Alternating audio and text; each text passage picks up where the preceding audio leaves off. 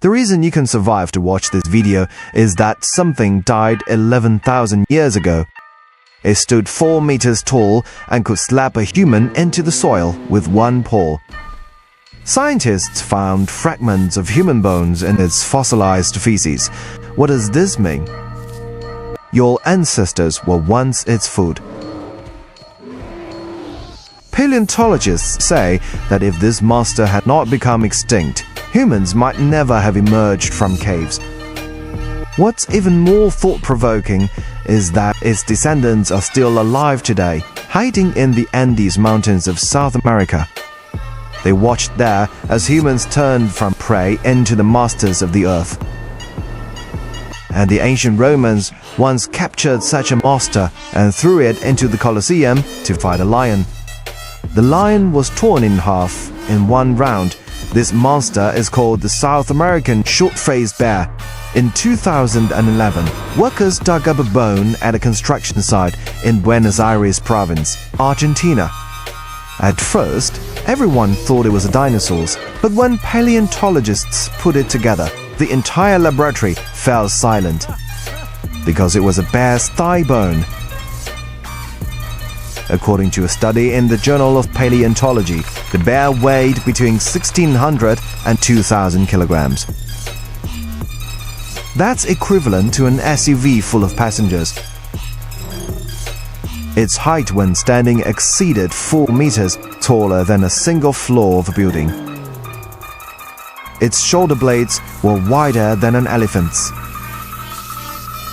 Its forelimbs were thick as telephone poles, and its jaws could generate a bite force of more than 1 ton, capable of biting off a horse's spine in one bite. You might ask, how could there be such a big bear on Earth? The answer lies 3 million years ago. At that time, a land bridge suddenly emerged between South America and North America, called the Panama Isthmus. This bridge opened the craziest animal migration in Earth's history.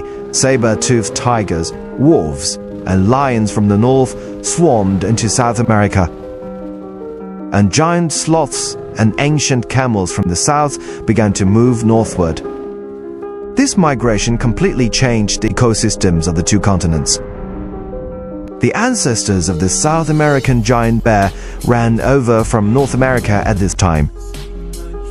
When they first arrived, they were only as big as modern black bears, unremarkable and not ferocious. But the environment in South America made them evolve crazily. Why?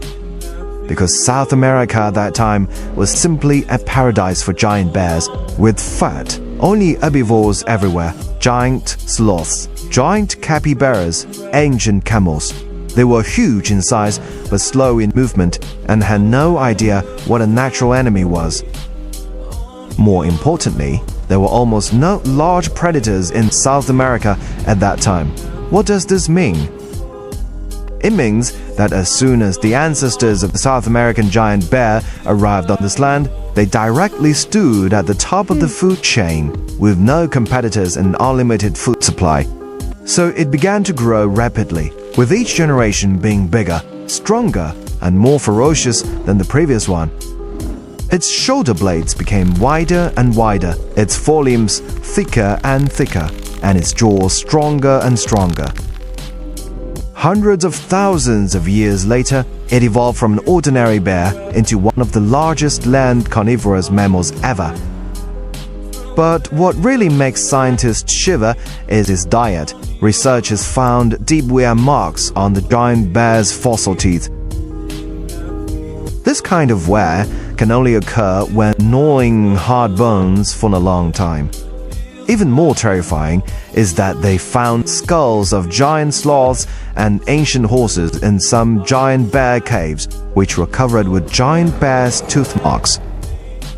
In other words, it not only ate meat, but also ate bones. It would crush the prey's bones to suck out the marrow inside.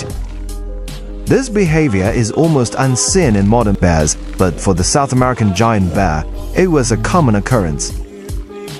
But you might not expect that this 2-ton monster was not a pure carnivore. Scientists analyzed the carbon isotopes in its teeth and found that a considerable part of its diet was plants, berries, weeds, tree roots.